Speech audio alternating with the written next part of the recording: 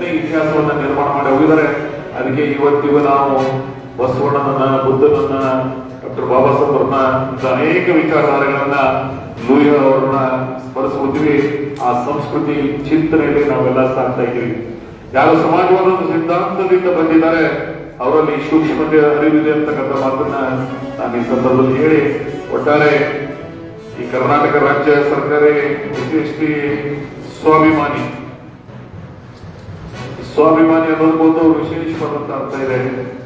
ನಮ್ಮ ದೇಶದ ಆರ್ಥಿಕ ಸ್ಥಿತಿಗತಿಗಳೇನಿದೆ ಮತ್ತೊಂದಲ್ಲ, ಆದ್ರೆ ಈ ದೇಶದ ನಮ್ಮ ಪೂರ್ವಜರು ನಮಗೊಂದು ಸಂಸ್ಕಾರ ಕೊಟ್ಟು ಹೋಗಿದ್ದಾರೆ. ನಾವು ಸ್ವಾಭಿಮಾನದಿಂದ ನಮ್ಮ ಬದುಕನ್ನ ಕಟ್ಟಿಕೊಂಡಿದ್ದೀವಿ, ಬದುಕಿದ್ದೀವಿ, ಬಾಳಿದ್ದೀವಿ, ಇನ್ನೊಬ್ಬರಿಗೆ ದಾರಿದೀಪವಾಗಿದ್ದೀವಿ. ಆ ಒಂದು ಚಿಂತನೆ ಇಟ್ಕೊಂಡಿರುತ್ತೇನೆ. ನೀವು ರಾಜ್ಯ ಮಟ್ಟದ ಒಂದು ಜಾಗೃತ ಸಮಾವೇಶವನ್ನ ನನ್ನ ತಾಲೂಕಿನಲ್ಲಿ, ನನ್ನ ಕ್ಷೇತ್ರದಲ್ಲಿ ಈ ಕಾರ್ಯವನ್ನ ಹಮ್ಮಿಕೊಂಡಿದ್ರೆ, ಈ ಭಾಗದಲ್ಲಿ ನಾವು ಅಷ್ಟೇ ಸಮಾಜವಾದದ ಸೈದ್ಧಾಂತಿಕ ನಿಲುವುಗಳಿಗೆ ಬದ್ಧತೆಯಿಂದ ಸರ್ವರಿಗೂ ವಿಶೇಷವಾದ ಅವಕಾಶಗಳಿರ್ತಕ್ಕಂಥ ಪ್ರಯತ್ನ ನಾನು ಆ ಬುದ್ಧ, ಬಸವ, ಅಂಬೇಡ್ಕರ್ ಮೇಲೆ ಪ್ರಮಾಣ ಮಾಡಿ ನಡೆಸತಕ್ಕಂಥ ಒಂದು ಪ್ರಾಮಾಣಿಕ ಪ್ರಯತ್ನ ನಾನು ಮಾಡಿದ್ದೀನಿ.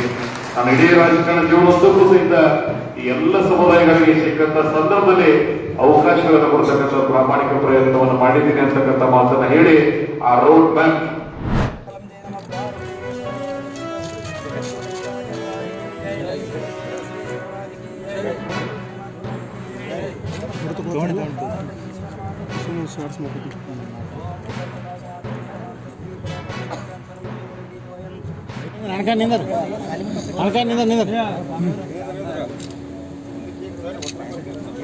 ಹೆಂಗೈತೆ ಸರ್ ಅದ್ರ ಎಲ್ಲರೂ ಬರ್ತೀರಿ?